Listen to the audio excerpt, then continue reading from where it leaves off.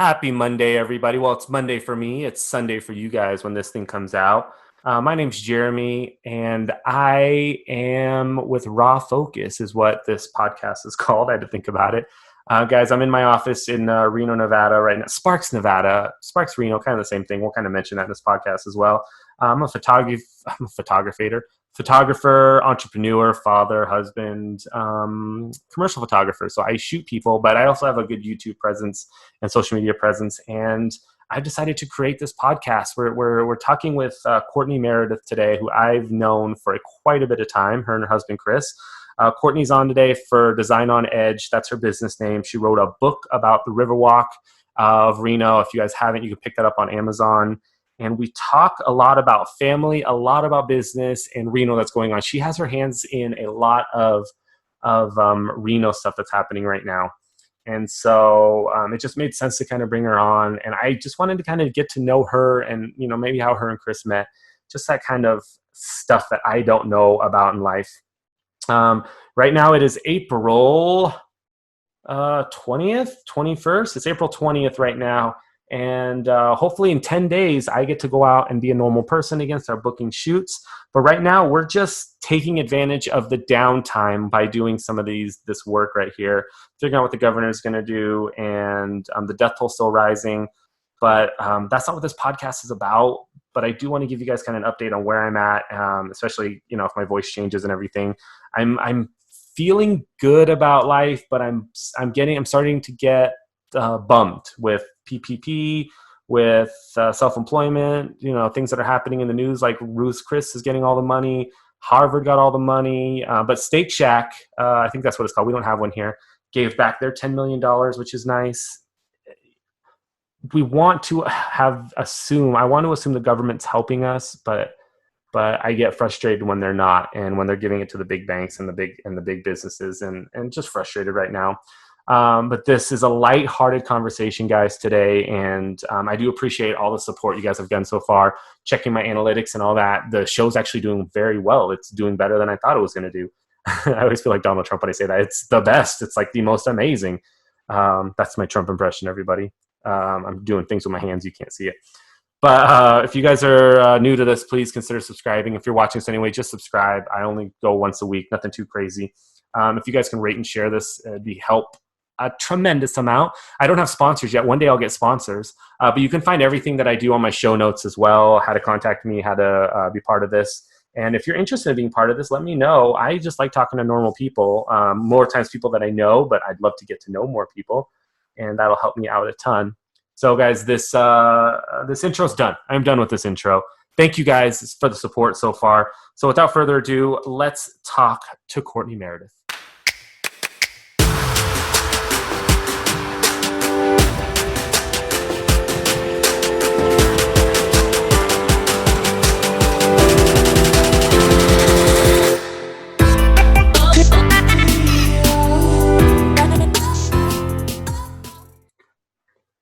Can you hear me?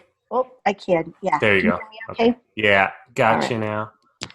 Now. Your little setup looks so great. Thanks. Just my little YouTube room. Yeah, I love it. I do not have a YouTube room. I actually, I had like a really great virtual background, and then for some reason it just completely stopped working on my. I think it has to be like a brighter foreground and then like a darker background or something. What happens? Yeah, so if you had like a light in front of you, it would work. I know, so I look kind of like a purple-ish Oompa Loompa. What's purple around you? I don't know. It's just the way this house is. It's like odd light. You look great. Thanks. I mean, a lot of people sometimes... Filter. Yeah, sometimes I know Zoom has that, so I have it on mine, I think, where it's like a little filter-y thing. I wonder if I should. Yeah, it has like, if you go into your video, touch up my appearance under like the third thing under video. Enable HD, mirror my video. I don't mirror it. Wait, do I mirror it? Yeah, I am mirroring it. This is my left. No, that's right. Yeah, it does a touch up. What does this do to me? Oh. You know what? I've been on this all day, every day. So many calls and Yeah. oh, it's a lot. But What are you doing calls for? Like who's oh my God, everybody. So we've been doing a lot of moving. It's I think it's because we cover so many different bases. Like right? we've got solopreneurs and entrepreneurs that have some downtime to kind of flesh out their new ideas. And then I've got um, people that need to go virtual. So we're doing a lot of e-commerce build out and store development. And then I have to show their staff how to do it. So we're on share screens and stuff Oh for God. tutorials. So Yeah. it's kind of a nightmare, but we are so stinking busy. I mean, I don't know if Yeah. we're going to get paid for any of it, but it's still like, it's a lot. That sucks though. Well, that's what I was thinking too. It's Like, terrible. It's like I have to work my ass off in hopes that they need us, and there's one thing that people need right now, and that's communications, and we right, do all of it. So, and a lot of emotional support for people right now. So right. yeah, I've got like all those people that are hiking and have all that time off. I'm like, oh God, I I know need it's all the vacation. yeah, I see all these people. Yeah, I mean, they get their time off. They get their, they treat it as a vacation. And I've been telling like all the wedding vendors that I've been talking to, because that's my focus right now. I'm like, you guys got to still work, like do something, keep pushing forward. Because when we do come back, you're going to have to come back. Yeah, you're smart like that. You're a good marketer, so you understand.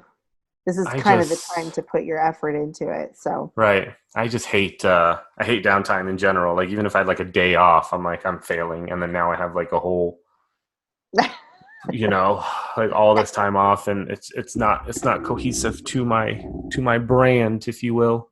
I feel you. I do not idle well. So, even if we were slow looking for work, I would still find something to do. And I've Yeah. added a lot of extra stuff to my roster right now that I don't need to be doing, but Hmm. Right. I anyway. know. Same way. Like I'm doing these podcasts, and I'm Yeah, like, do I need to be doing these podcasts? But I'm like, it's just a couple hours out of my day. yeah, But thank you for doing this. yeah, yeah. Yours looks. I mean, mine feels very like I've got a high chair. I'm gonna move that. All my meetings, You it goes got like it. that. You got a baby. You got a baby. Pull that out of there. It's got a bunny bag in the background. No one's gonna do that shit Yeah. anyway. That's okay. All right, so we're gonna go. We're gonna go live here in a couple minutes. We'll start a little bit early, Cool. and I let it go for about an hour, and we're just gonna chat. So I'm gonna kind of ask you a few questions, but wherever it leads, it leads. Sure. Even though it's on live, we don't get a ton of crazy people watching, but it gradually grows. I'm more doing it for the podcast itself, and then eventually one day I'm not going to do live anymore. I'm just going to talk to people like normal people. Cool. Cool. But is there anything that you in particular want to talk about, don't want to talk about, or are you just kind of like whatever?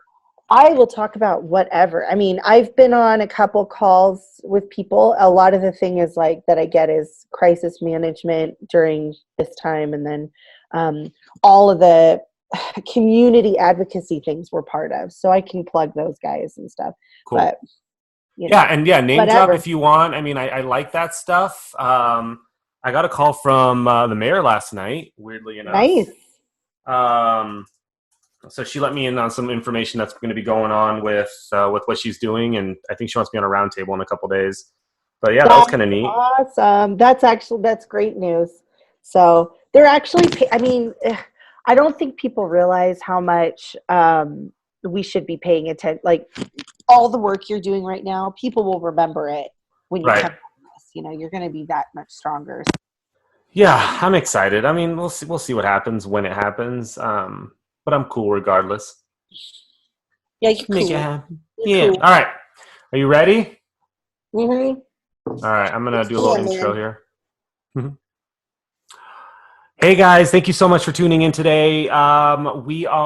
This is Raw Focus. This is the Facebook Live version, and then you'll guys be able to see it on the podcast anywhere, Apple, Spotify, anywhere that podcasts are sent. But I have a really good friend of mine, I can call her a friend, Courtney Meredith, who owns Design on Edge with her hubby, and then they have an amazing team that's part of, and I think I've known your team since the beginning, and Yeah. I Long I time. right. So it's been cool. So how I met Courtney was I originally needed something for my wedding business and my portrait business. I needed a book made. I had this thought and this idea that I wanted to get a book made that had my work, that had some information about me, so that when I send it to couples, they can open up this book. And I wanted it to be an online book hosted through like Issue or something like that and pushed out, thinking that that would be easy. I'm like, I'll give you money, you do my thing. And I got some referrals. I contacted a ton of different designers, graphic designers at the time, and everybody either ignored me or said they couldn't do it, they didn't understand or whatever. And then I finally got to Courtney somehow, and you guys did it. You guys did it in a fly. It's amazing. In fact, I have a version of it still that I use, but now I'm a little more streamlined. But Courtney, thank you so much for joining me today. Yeah.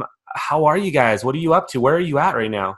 Oh, we're still in quarantine Right. with everybody else.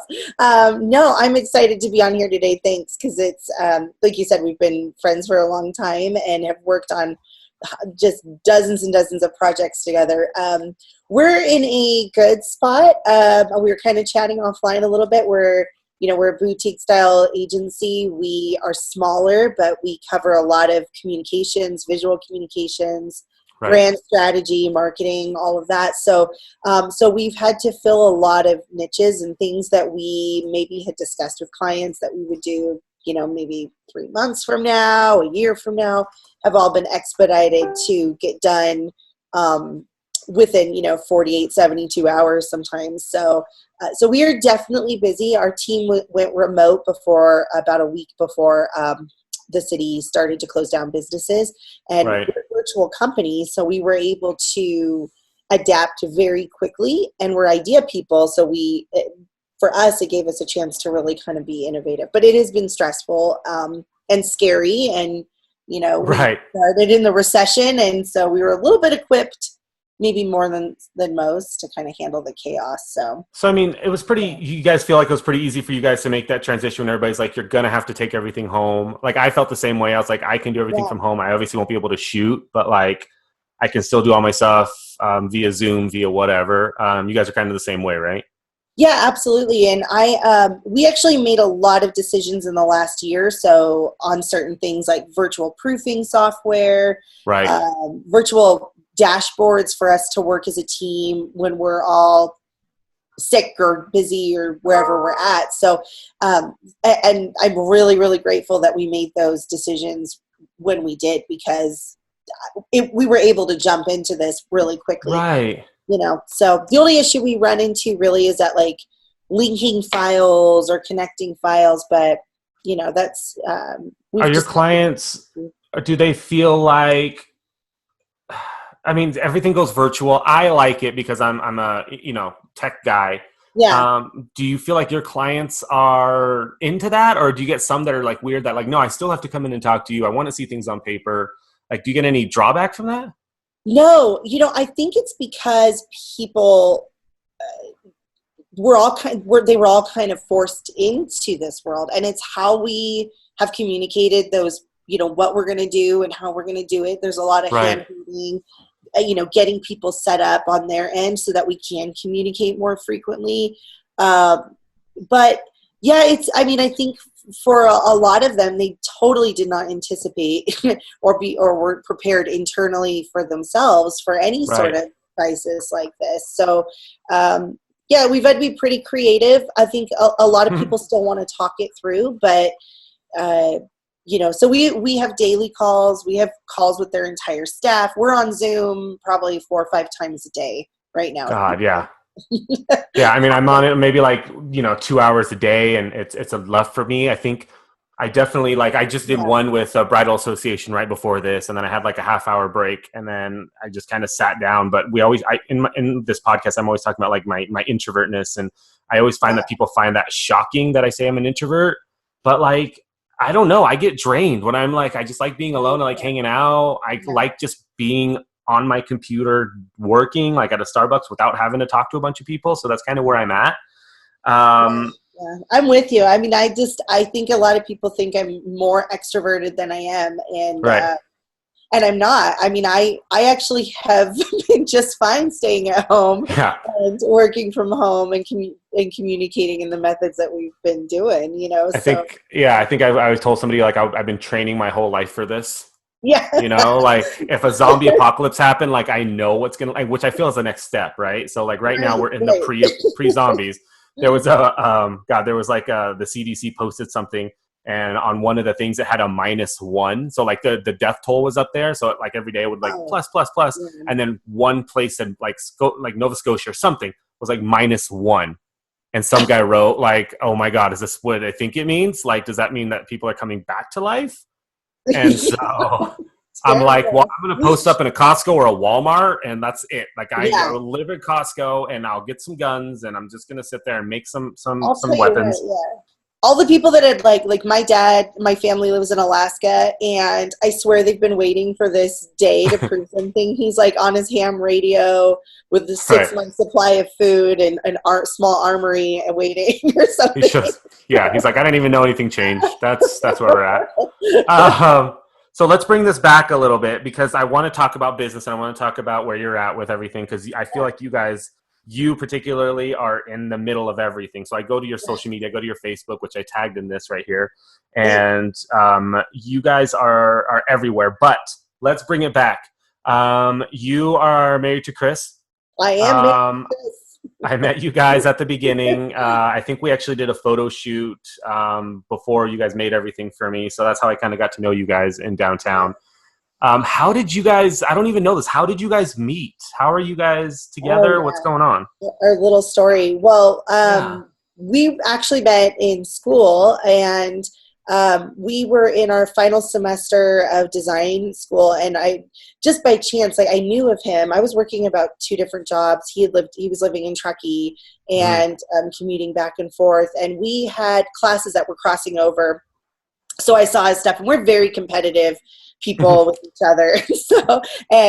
So we were always competing for these design awards and all this stuff. And I had never met him. And then final semester, he sat 2 seats away from me, and I was so focused on getting my degree, I wasn't there to really make a lot of friends. I was working a lot and just focused on this. And so, but we had to do a lot of group collaboration, and Chris and I just kept being sort of in that leadership role of a lot of groups.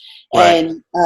And we just collaborated so well. So we were working on a lot of projects together, and it just, we just hit it off. And then we started dating, and right after graduation, and he had was working at Harrah's, and I was working at the Sienna at the time, and Right. and then they did a big marketing cut, basically new owners and the whole deal. So the entire and it was right at the start of the recession, so it wasn't a surprise to see marketing teams get completely removed from companies, because they Right. really look at that as like, oh, we don't need that. That's, we're the first to go. Extra And expense, right? Yeah. yeah, and I was doing a lot of creative direction, and we were on the verge of sort of rebranding the property. So to get that pulled out from underneath me was pretty sad, because it was a huge project. And I was very lucky. I picked up a lot of freelance work with places like KPS3 and a lot of other groups in town that gave me a chance. And so I was doing a lot of work, and then the property owners from Sienna asked me back and said, we want to take you on as a retainer. And it was an enormous amount of work that I Oh my just God. couldn't do on my own, and it was a great opportunity. So I gave Chris the chance to leave his day job and jump ship with me and take a chance, or not. And we really only had $40 to our name for the business. Right. He was bringing in money from his job, and I had if I made a couple $100 that month, it was a big deal. No credit, nothing, no It's the loan. artist life, right? That struggling Yeah, artist feel. it was just a straight risk taking moment. And I thought, I grew up very with not a lot of money and not a Hmm. lot of stuff, so I could kind of handle that world. But yeah, we kicked it off, and then now we are we got married in the process, and so here we are 12 years later, with still our business moving and going strong, and we've got a little Right. guy that's 18 months old, and a good Love it. team. And we've grown our When team, and we haven't, we're scaled down. So right. Um, I mean, the whole, I think you guys have like the true entrepreneur story then, right? Where you kind of had nothing to start and yeah, then you get everything. And I think a lot of people don't understand that, the scariness of it. You said it very nonchalantly, right? We have $40 for our name, if we made a couple $100.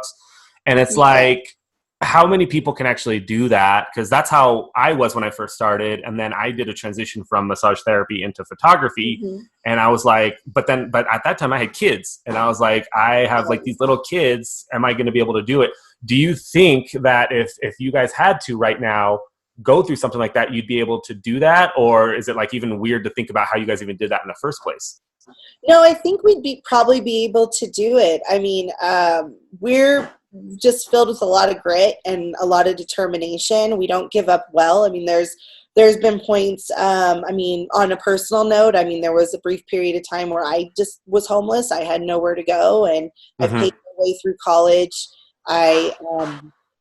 Everything I've done from the ground up, and we come from, both Chris and myself come from a long family line of entrepreneurs. So everyone in our business, in our families, have at least Right. owned a business sometime or been down that road. So we're just self-starters that way. I mean, it's terrifying, but you end up cooking a lot of rice and beans and kind of Right. praying for something in turn. And I just, when one door closes, it seems to always kind of open up a new opportunity. But we've also had to be resourceful, take on a lot of things that weren't necessarily in our wheelhouse, Right. um, and become experts overnight, basically, and then try and adapt. Like, how is this going to work with our clients, and how do we get clients, and how do we keep clients? And most of them we've had, even now with this, knowing that we had 24 hours, that all of our clients that we built up over a decade, we're going to have the doors shut on them, Right. is the most terrifying thing in the world, because they're family. I mean, even working with you, it's an extension of our family. We take it very personal, and so we had to be very, very fast with our concepts. Like, think on Well, our and feet, you it know. gets you back to like back when you guys were at Harris and the Sienna the first time, right? Where you guys were the first to go. I mean, that's how I felt. Like I felt like I was the first to go. As soon as somebody doesn't have money, they're not gonna be like, yeah, we're gonna keep our photo shoot going in lieu of like eating. And Yeah, and you have to kind of just go, I get it, I totally understand. yeah, Um, it's insane. I mean, like, so I know that you guys right now have a very, very good client base, but bring it back to like a year ago, and we've had this conversation quite a bit of times, and I think it's hard for yeah, people to understand, but me and you actually talked about firing clients, right? And yeah. I think a lot of people are like, what do you mean firing clients? Like, people want to give you money, why aren't you just taking their money? And at a point, you kind of need to find your niche and figure out what you're good at. You explained it to me well, and I want you to try to explain it again. But like, when you talked about firing clients, why did you decide to let clients go or not work with them, and did it help your business? Yeah, I know it seems like a funny question, because I mean, and firing a client is something you don't hear very often, but we are smaller. We kind of put ourselves into this niche. We're certainly not the wealthiest firm in the community, but we do love what we do, and we really value those relationships that we build with people. And certain key factors that we need to have in our clients for us to work well together. And one of Right. those is an ability to give back to the community, to be creative and innovative, to be kind, and to just kind of, be able to collaborate. Um, Right. if we say all the time, we will not work harder for you and your company than you will. So if the next thing I know, I'm doing, your sales calls, and I'm building internal stuff, and I'm doing a lot more work, and I feel like we're carrying the brand more than the company is, that's a huge red flag to us, because that just shows that there's some like codependency. And also, we need you to grow. And if we see that there's not growth in the business, it's not good for anybody. You shouldn't be Mhm. paying for a company that can't give you, the drive or the ideas or the creative collaboration to kind of move forward. And sometimes that can be misinterpreted. Sometimes when we go out with a client, we start off the bat, really strong because we're building a brand. And so we're putting so much into it up front. And our goal Right. is to get it to a management level, to a maintenance level where everything is consistent and the brand is known. And sometimes people have a hard time with that change because they see you doing all this work up front and then it kind of feels like it plateaus. But really that plateau is the management of making sure that you've got that brand integrity in the community. And then Right. the next step is like just coming up with cool ideas of how to do more. But yeah, we, also there's 3 things that we kind of look for. If you haven't paid Right. over a significant amount of time, I mean, that's a big issue. If you demand personal time and there's a disrespect of us working together and the fact that we are also have a family, right. have businesses. I mean, that is something that I take seriously. And everyone that knows me knows I work all hours all the time. And when I see a need, I will jump to it. I understand the urgency for our clients, but disrespecting time, being demanding and not paying. And so there's sort of these little check boxes that we put into it. And we want to be proud of the work we do, and we've been falling into that trap many times. We're rushing and doing projects, spitting them out, and clients not happy. We're not happy. Then we don't get paid on top of it. It's just not a good thing. So it's about relationships and value, Yeah. I think that's key. I mean, do you guys have office hours or are you working? I mean, I know that you guys work into the night, right? But like I do as well, and I'm always on my computer. But how do you guys tell your clients that you have business hours, or are you sending out emails to be sent out at 8 a.m. and then even though you're writing them at 4, 5 p.m., 6 p.m., something like that? Right. What are you guys doing to educate your clients? Well, a lot of it, we worked from home for 7 years before we moved into an actual office space. And because you're home, you really kind of, you go over all these weird hours with people where you might be doing your laundry and walking your dog and then also doing calls. So we've had to make a lot of adjustments. But once we moved into a physical space, we really did set our hours. We set it off, 9 a.m. to 5 p.m. Most of us work through lunch and kind of, take our own personal time. And then I do work in the evenings and try and draft my emails to go out and to get stuff set, because also I am terrible at writing emails at night and then having people read them and just think that I must have drank like 3 bottles of wine and really I'm just deliriously tired and they make sense, but even my team's like, Courtney, what are you trying to say here? I'm like, yeah, you need to hold off. So so we try and schedule everything if we can and kind of take another look at it. Weekends, we do take for ourselves as much as we can, but I'm a worker. I just can't get around it. It's just who I am, and I get ideas all the time. So I definitely make more work than we. But the one thing I have learned, and I've always kind of known this, is everybody has their own work methods and time. And I think what we're going to see coming out of this is that people are going to have a different system. I mean, we've already made a decision to, once we get back into the office, that maybe Fridays are our work from home days anyway. So, that maybe we're more efficient working away from meetings and distractions and all these other things. So, and our team, we're a bunch of creatives. We like to stay up really late, have everything delivered, sleep in, and you might, most of them you'll hear from at noon, Right. Right. But they'll work till 10. So I know. I mean, you guys go to a ton of events. You guys are pretty much everywhere. Now you have a son who's 18 months old. Yeah. He's 18 months now, right? So he was born. When was he born? What month? November. Yeah. Okay. So he's a little bit. Yeah, he's just a little bit younger than Jet. Yeah. Which one day we'll get them together whenever we're allowed to. Has having him and your guys' I literally saw. I think I see you guys at all these events, or at least posting them and all these dinners and all that. Has that limited what you guys are doing? And if so, are you cool with that? Are you cool with not going to as many of these things, or do you feel like you have to go to them? Yeah, no, I mean, definitely it's limited some stuff. I mean, we have a small family here in town, and we don't have a lot of support for babysitters. We really don't have that. My sisters have their hands full with their kiddos. So we take Connor with us everywhere. I mean, he's been to everything. Cool. And wherever we can take him, we take him. My family were a bunch of musicians and artists and dragged me everywhere. So it was very normal for me to just pack him up and take him.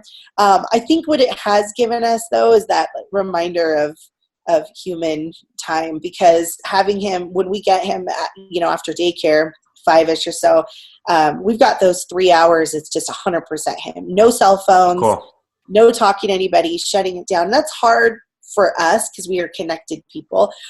With events, I have no problem with that, not being able to get to the events. I get to pick and choose who I really want to be part of. And prior to this, I sat on about 6 or 7 nonprofit boards. Right. So Crazy. Now that I'm out of those worlds, I'm still happily part of the marketing team for the Business Improvement District downtown, and trying to do what I can for them from a distance. But and then, of course, I have my heart in a couple other nonprofits that I just love. So, but yeah, I mean, missing the events is not a huge thing for me. We find a way to make it work. And since we've worked together, lived together, this little guy together, I mean, there's a lot of balance, but we seem to be we can handle it pretty well. Most of our arguments are creative differences. So. Who gets the final say in all that? Yeah, you hope so. Yeah, I always wonder that. So like when I send you, like recently I had a bridal show thing that I needed to do. So, even for this podcast, you made this logo for Raw Focus. Yeah. All of my logo stuff with Hatch and everything I know you guys won an award off the logo for Hatch. But Jeremy Photography, Raw Focus, you guys made all that. Who's doing that? Who's making that stuff? Because like I'll email you and be like, hey, I got this idea, and then I'll get like a proof like really soon, and I'm like, that's really quick. But who's doing this? Who am I thanking right now? Me, actually, it's me. And we split it up pretty well. I kind of check, everybody's bandwidth, because it's not even just tasks on everybody's list. It's the creative thought process behind it. Where are they at? Emotionally or mentally or however it is, because sometimes these, even web development projects, you could work on them. It could take 8 hours for one change. And if one of us has an idea for something, that's who it goes to. But luckily we can handle all print, web, and brand development. I do most of all of the client relations, the writing, the coordinating on the accounts, and a lot of the heavy first brand part of it. So I do all the directive. But yeah, like your logo, that was on my end. Flyers, the ad we just did for you, Tucker, jumped on that. So so we just, whoever can kind of tackle it. What we try and stay with is whoever the designer was that created the initial brand, we try and give them the drive to continue to work on that account, because that way it's consistent. But it's really essential for us to create style guides and directives for people so that anybody can jump into the project and have a roadmap of how to make sure that nothing goes too sideways, Totally. Yeah. And it's, I get the email from you. So I'm sitting there like, I don't know who's working on it, but it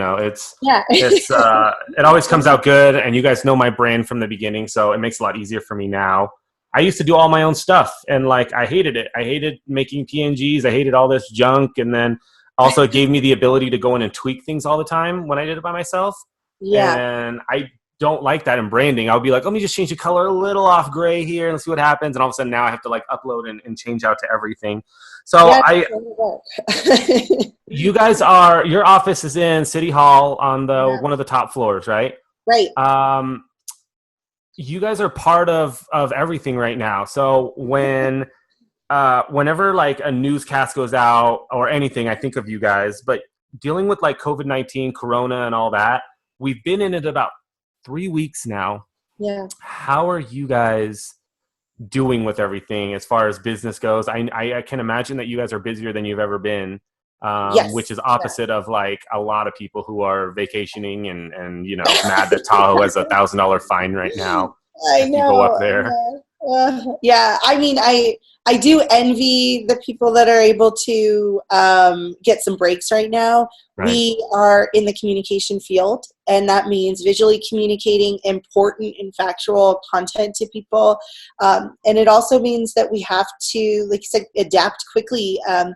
We could have shut our doors and not done anything and not stepped up and helped anybody, but all we know is how to help our accounts. We have a huge amount of local accounts, and a lot of agencies like us don't. They have a lot of tourism, or they've got out of state, they work with Right. other California, New York, Seattle, even Vegas a little bit more, on the city sense. So because we have such a local base, we found a way very quickly to collaborate and make everybody benefit. So this is something that we did in the recession when we first started our business, is combining like-minded businesses or even competing businesses to create opportunities for the community to engage with them, and then also for them to get exposure. Because right now it is really, really important for a business to stay relevant. And as entrepreneurs or solopreneurs, this is the time to rebrand yourself, restructure how your business is, what type of accounts you want to work with, if you want to do everything and just try and get some money in, or if you really want to rethink how, what you can offer the community. So some of our businesses, we've had to move to online virtual stores and shopping carts that they never had before and never thought about. We may have pitched it as an idea, but they just couldn't think about how to manage it. Now they're forced to kind of do it to stay open. Right. So yeah, and then we've also really created a lot of community advocacy programs. I think right now we're about part of 7 or 8 community advocacy things, that we've either launched or done branding for, or spread the word, or got our companies to work together.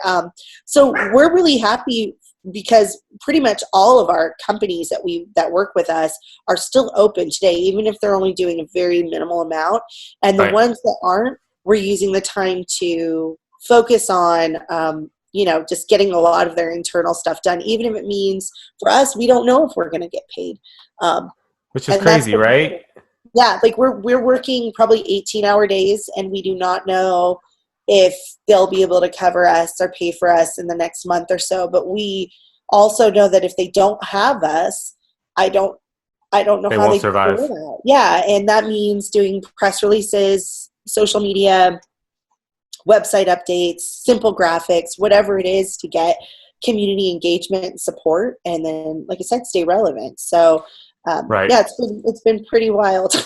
I think it's tough when people don't understand like the artist life, where sometimes we'll do something, and I know I have this argument with my wife all the time where I'll be like, yeah, I'm gonna go do this shoot for this nonprofit, this event or something, and she's like, well, how much are they paying you? And I'm like, well, nothing, I'm just doing it. And she doesn't kind of understand that. That's how my business was built, and I get to pick and choose who I want to work for. But even now, we're looking at doing things for Getaway.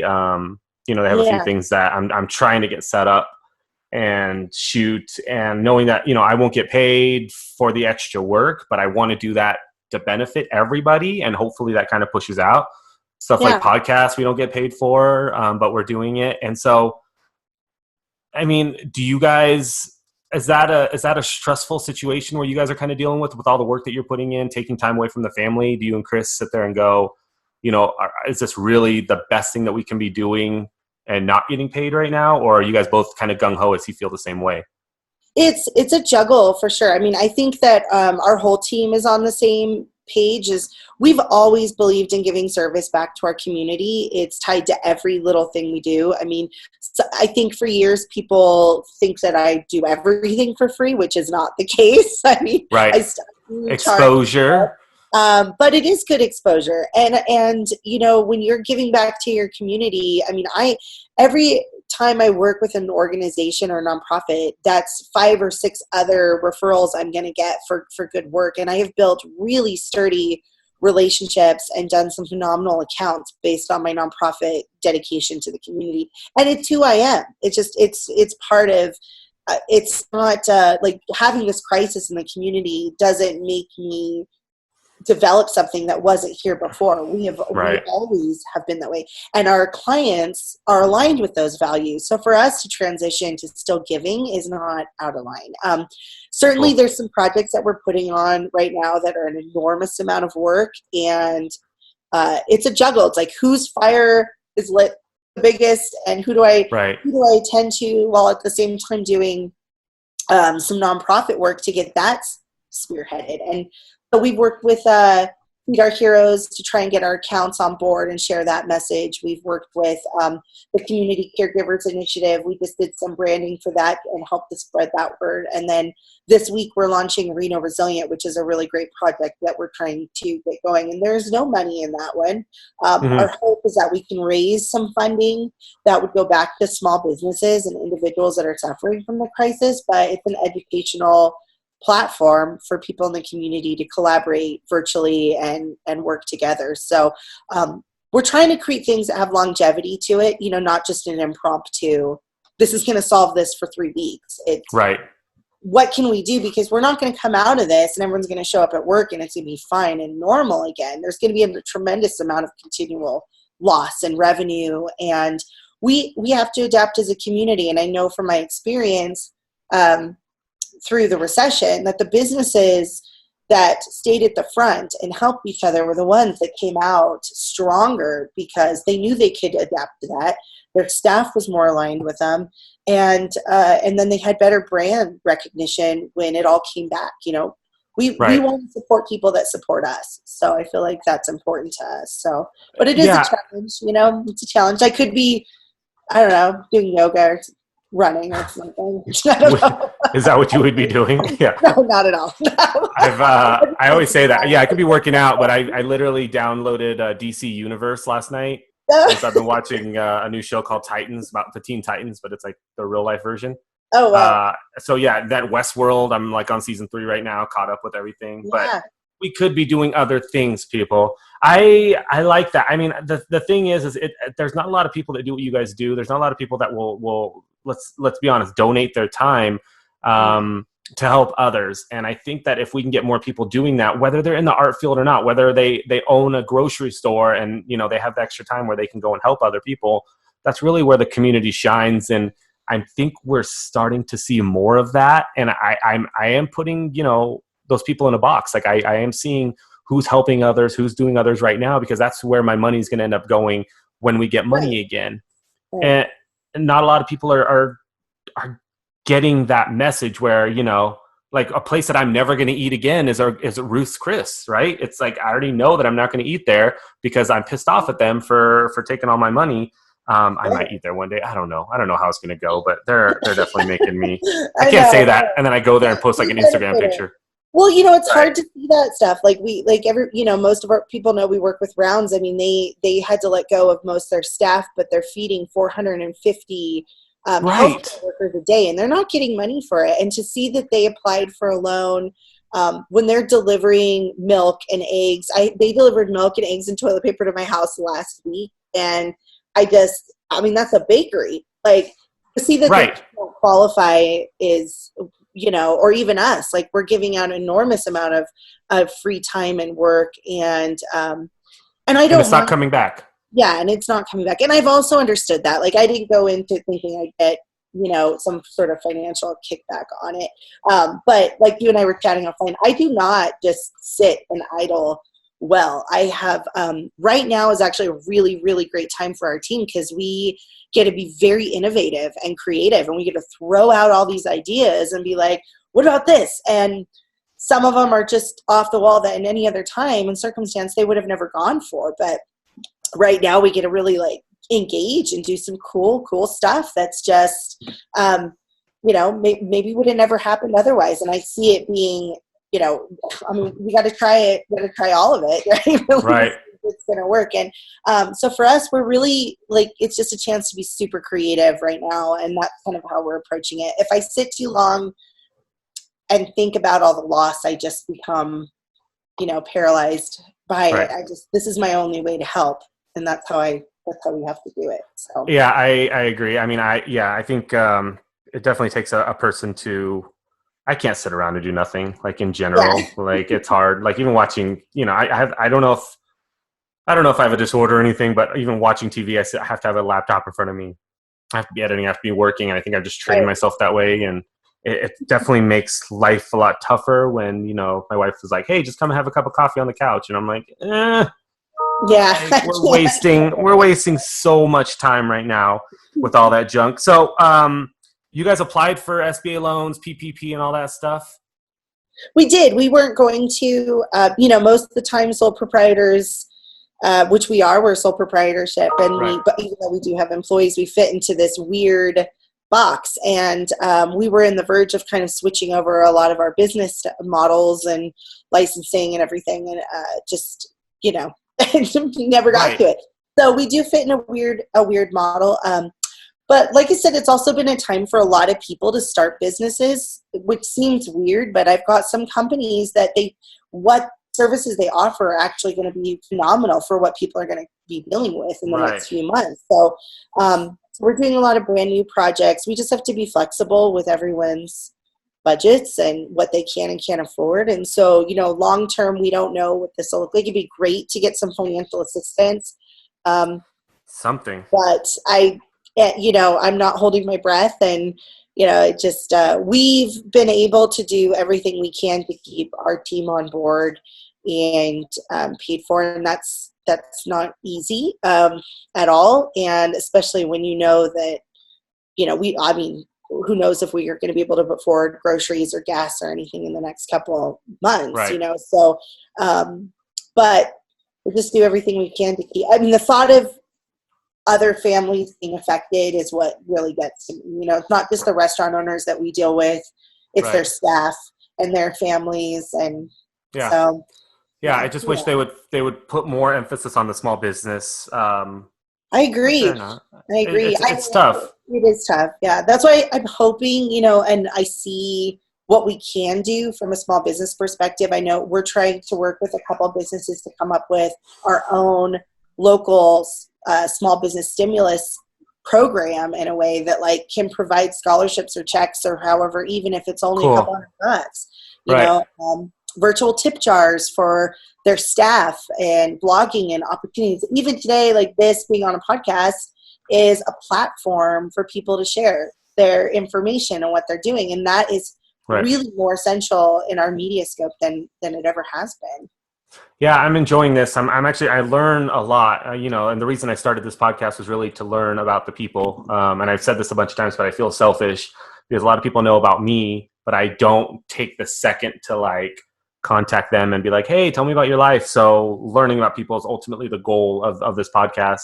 But of course, we're stuck in this weird era of being at home and seeing who's fighting for their business and their work. And it's interesting to see how just 1 month of being closed, people are closing, right? So how close people are really to being done, and we don't realize that. So the whole shop local thing, and we hear it all the time, and people say, I shop local, I shop local.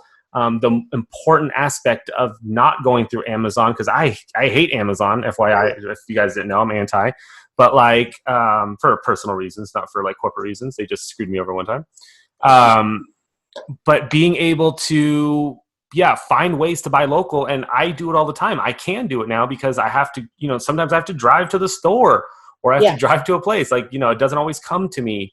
And I like that a little bit more. What are you guys doing on your downtime right now any downtime you have? How are you and Chris spending this time together? How are you and Connor and Chris, what are you guys doing? Are you guys watching shows? Yeah, if we get some time to just chill out for a minute, I have a toddler, so he's on everything, everything and running around. So he really takes up a lot of our time, which is good. But we got video games and we got movies and we've got our own series that we're following. And what are you guys watching? We did a little bit of the Tiger King. Right. Got, new episode came out. Did you see that? Yeah, I did. We watched it. Yeah.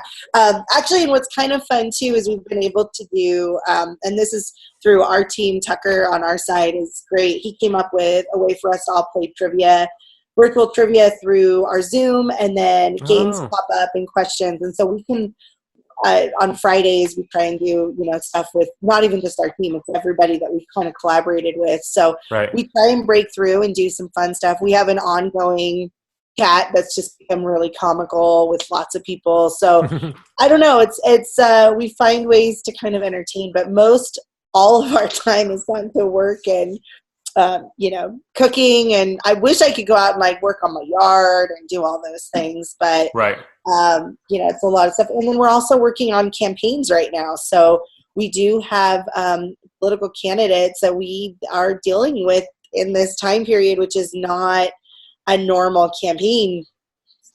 Right. They have to push that virtual side more, right? So you're doing a lot with Britain. Yeah. And I've known her for a while. Actually, she knew my wife first. They went to high school together. Right. And that's how I kind of fell into the loop, but done some headshots, some commercial stuff for her. How's that all going? I mean, is she just filming stuff? You guys are pushing it out? Yeah. What's going on there? Well, much like I think we're hardwired too, is Britain didn't have to step too far out of the box to give to the community. She's been doing it for years, and she's part of so many different groups that needed help anyway, that she's just jumped into what she's always done. But there are things in traditional political advertising that people often see, which is knocking on doors, putting up signs, delivering Meeting the flyers. people, right? Yeah. But that's very invasive right now, so people don't really want to have a phone call with you. They certainly don't want you coming to their doors. It's sort of an invasion of privacy. So we have to be very respectful of that. We're putting our efforts into quite a bit of digital and communicating to people that way. We've had private conference calls with constituents that have concerns, and Right. lots of does digital daily updates, email updates on how the campaign's going.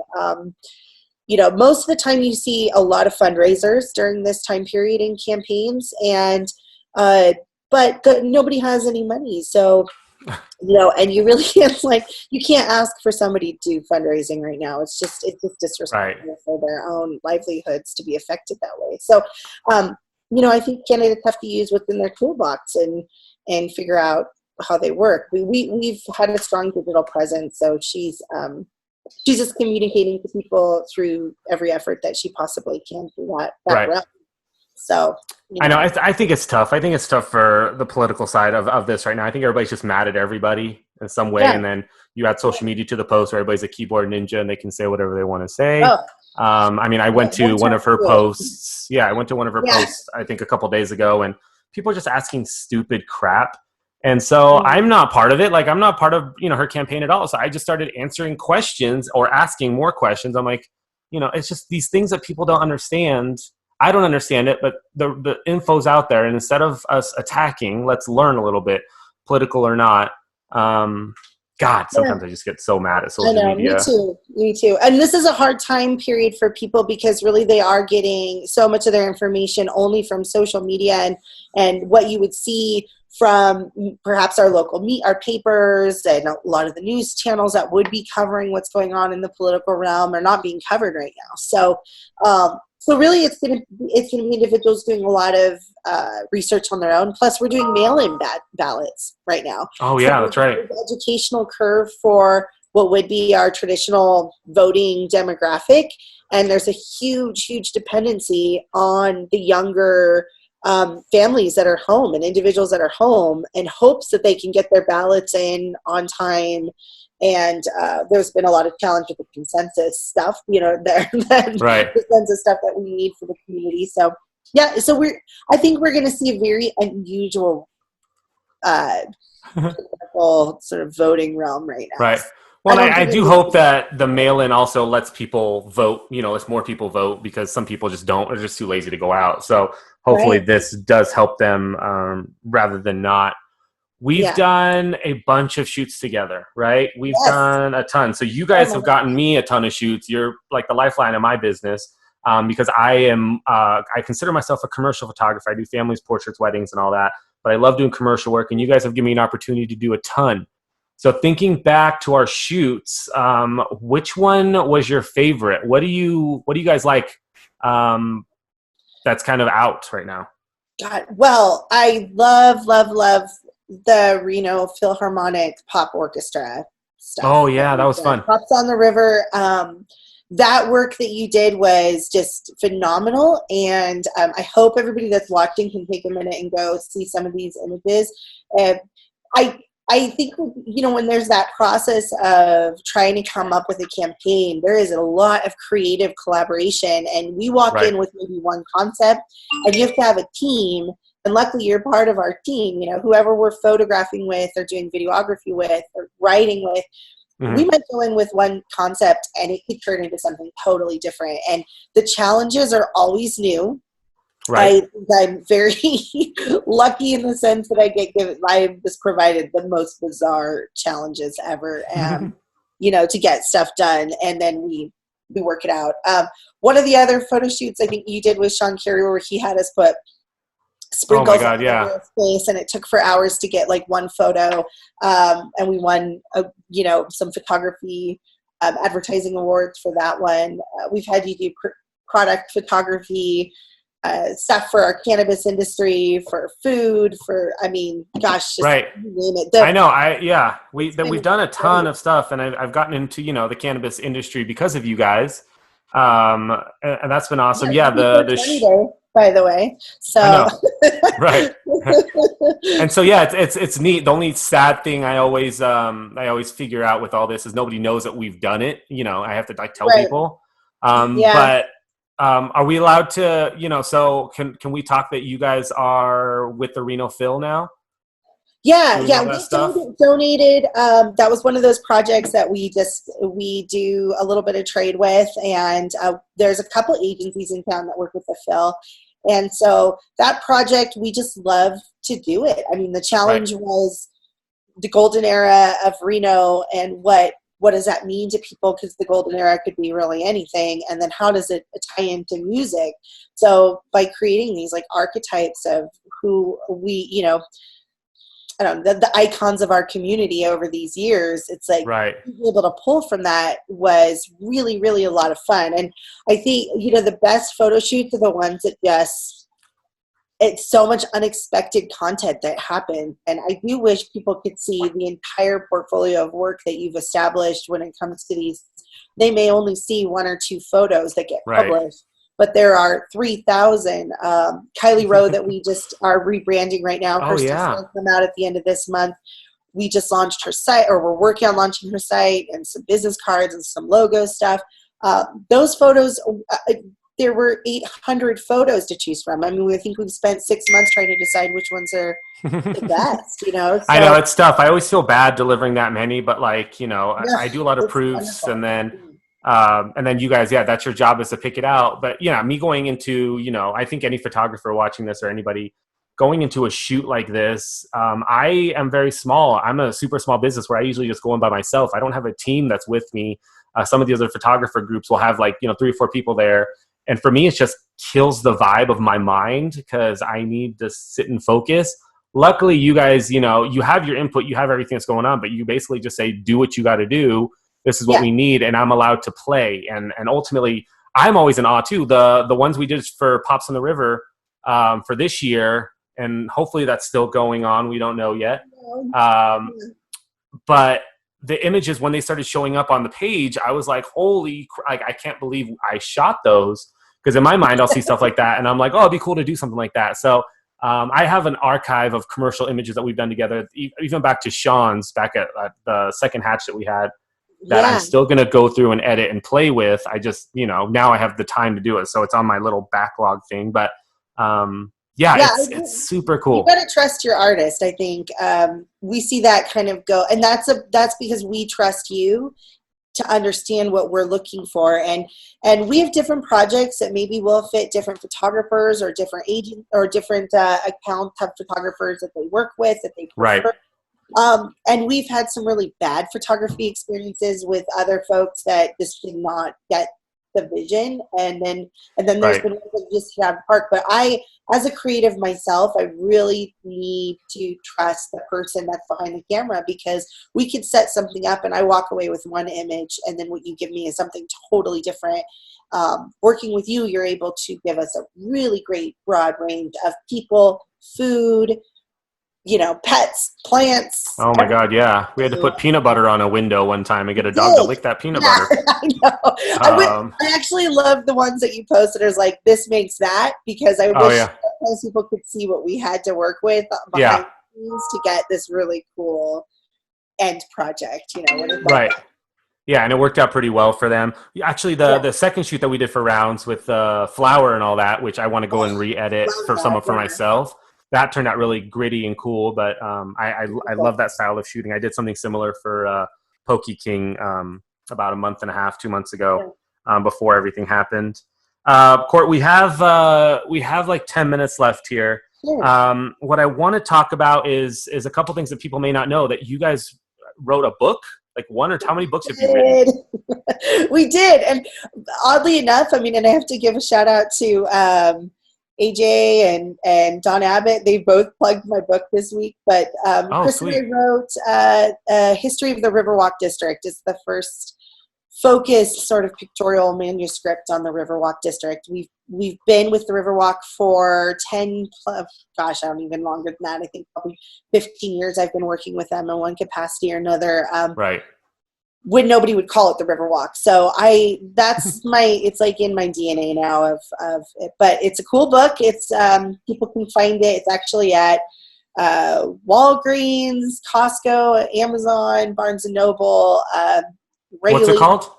It's called The History of the Riverwalk District. History of the Riverwalk District. It's an Arcadia book, but it's got a lot of great pictures, not a whole lot of reading, but it's on the history of how Reno started, where it started, and I think that's been a huge inspiration for me right now too.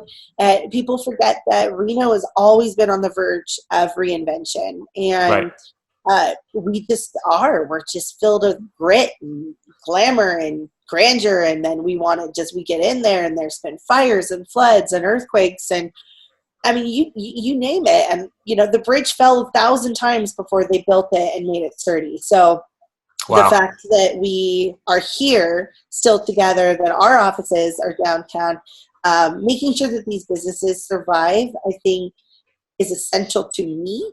But also, I don't think we should be afraid of what comes out of this, whether it's more development or less development.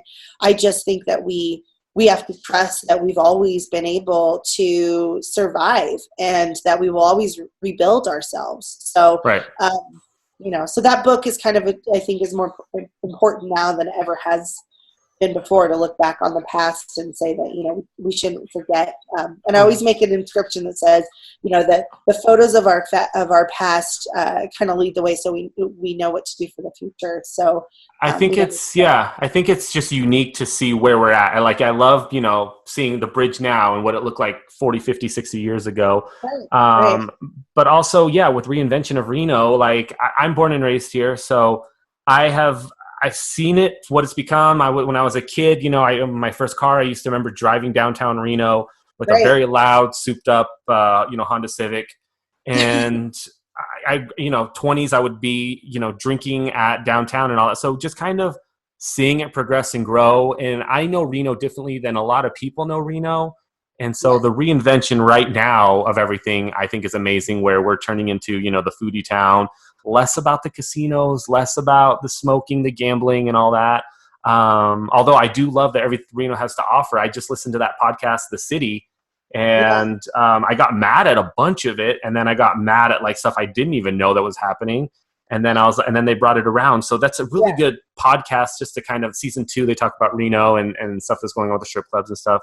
And I'm sure that, I think a lot of our contacts were in that podcast as well. So I'm sure you have a lot of insight on that. It's fun to kind of see what people think about Reno, and then, realizing that we're not Vegas, which I think people think is weird. They think we're Vegas. Yeah, no, it is. Yeah, we're different. We're different here, and not that we can't all play together, but and sometimes I joke with people. I've got some friends in Sparks too, and they say, it's like there's this divide between Reno, Tahoe, Sparks, and I said, at the end of the day, we're all Nevadans, and we all just we're all just fighters. So it's that battle-born spirit that kind of keeps us going, and I think we need to all embrace that right now. But this is a city more and more that I'm I'm actually prouder than ever to raise my children in. And it was much different when you and I were younger and we didn't have all these cool things that they have now. And so, Right. yeah, I'm excited for our future. I'm saddened at the amount of loss that we've had. But I just trust our community so much. And we were part of the biggest little movement when it first kicked up, and watching all those businesses drop their egos for just a moment and work together to create something really cool gave me hope that we can always do that again. So I love that. Yeah, that's for the same common good. So right. You know, I'm excited. I mean, I'm excited what's happening, and I know that once this is all, done with, we'll see who's still there, and the support will be there for everybody. Yeah. Before we get off of live here, can you believe it's almost done? It goes quick, right? So Right. I want you just to give a plug. And before we do that, though, what's your typical client? Like, who am I referring to you guys as your agency?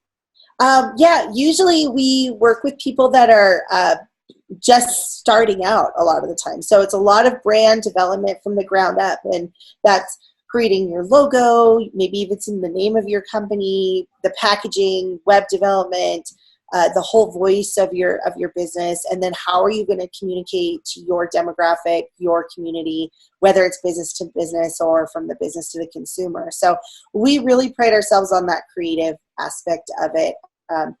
We lead with the creative arts, so graphic design, web design, logo development stuff. That's what people mostly come to us for. Smaller projects, quick little things like flyers and things like that. There's plenty of companies in town. There's printers in town that we kind of take those one-off projects and refer them back.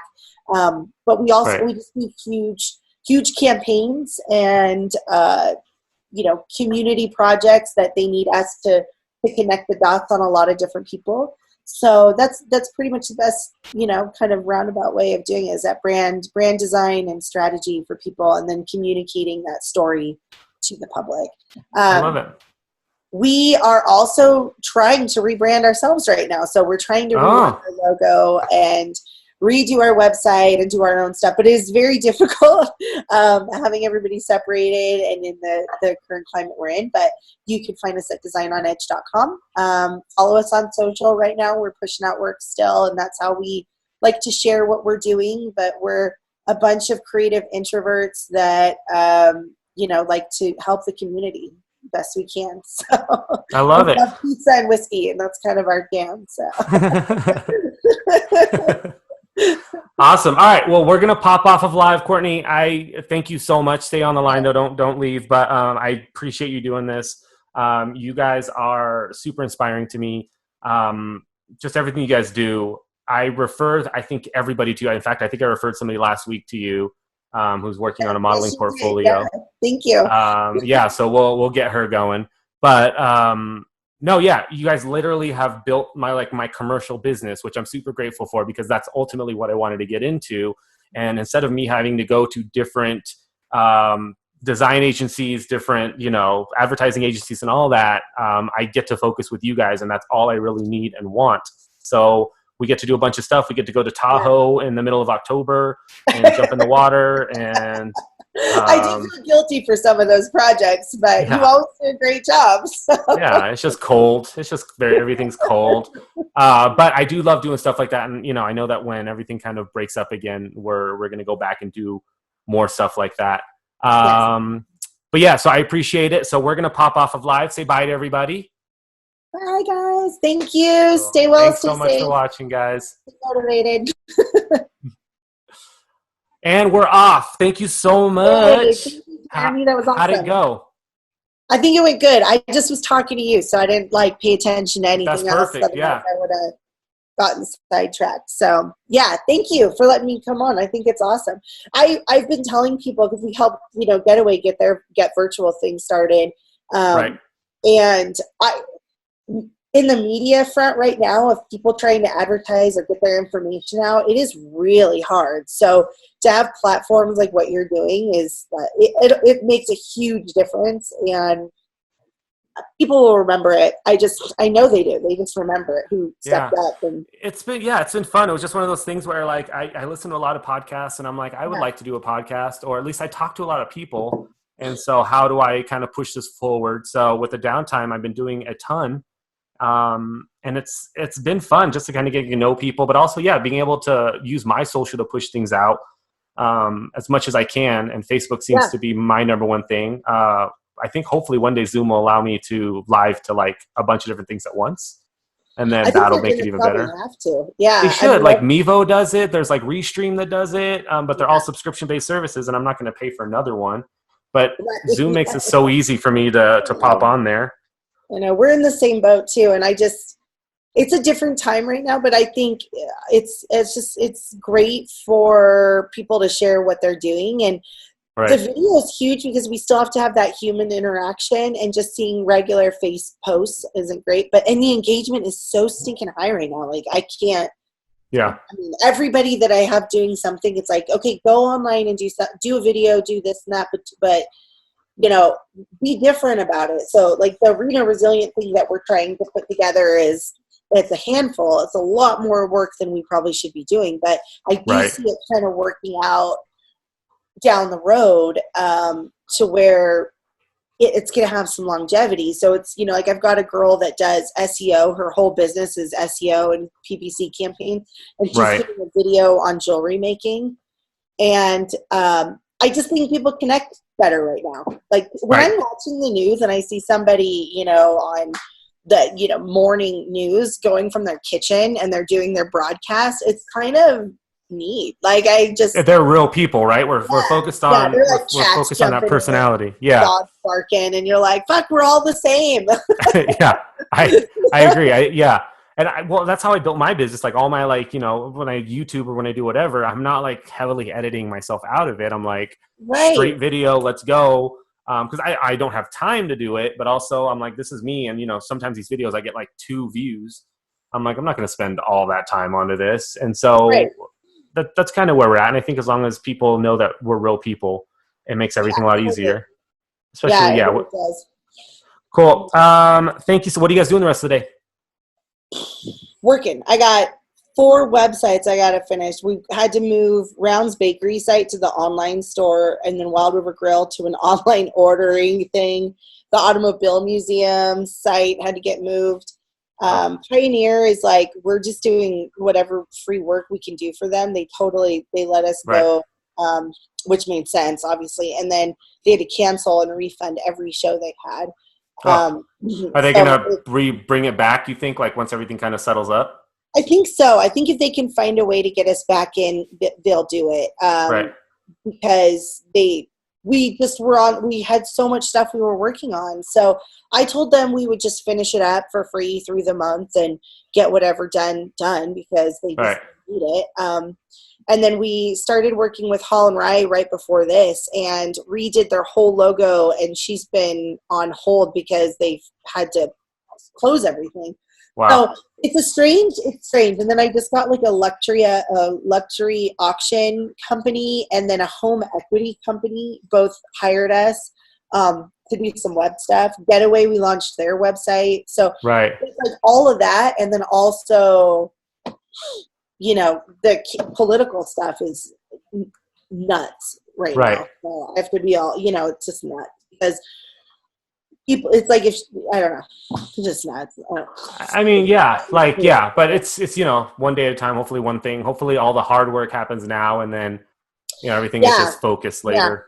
I mean, personally, I do not mind not going to doors and knocking doors and all God, that. I hate stuff Britain like that. doesn't either. Like when everything had to go digital, we were like, oh my God, this is our jam. We could totally do this. Right. So and it's an excuse to do it too, where like, you know, you're not worried that your competitors are doing it. Yeah. And they're doing it. It's just a different world, but I think, I mean, you guys are all doing great. Everybody's doing awesome. I see the stuff all the time and there's just so many things that are happening, you know, with like wash your hands and all that stuff. Like I'm seeing all these different things and my mind's getting kind of boggled. I'm like, who's with who, what's doing what, how do I help?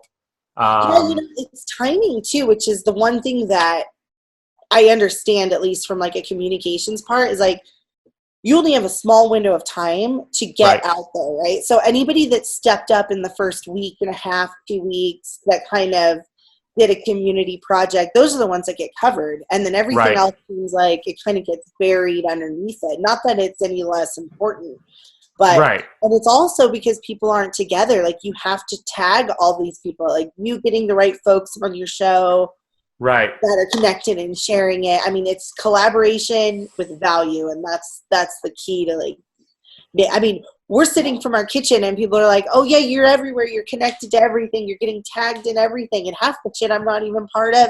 And I'm like, oh, okay, cool, I did do something with that, you know? Right, like, I didn't even know I did that, but I did that. That's the way to do it. Yeah. All right, Court, thanks so much. You say hi to the family. Hang in there. I will. You guys too. All right. Bye. Bye.